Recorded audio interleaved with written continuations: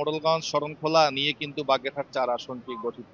এই ১৬টি ইউনিয়ন একটি পৌরসভা নিয়ে কিন্তু গঠিত। বীর রহিমুল্লাহর স্মৃতি বিজড়িত কালাচাঁদ আউলিয়ার বদ্ধভূমি এই মোড়েলগঞ্জ।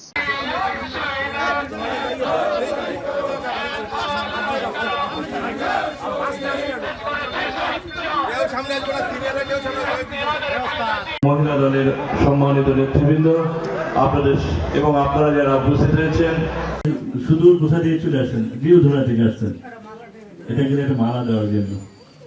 এই যে মনের আবেগ, মনের ভালোবাসা, এইটা পৃথিবীর কোন অংশ দিয়ে আপনি এটা পূরণ করতে পারবেন বলেন তো?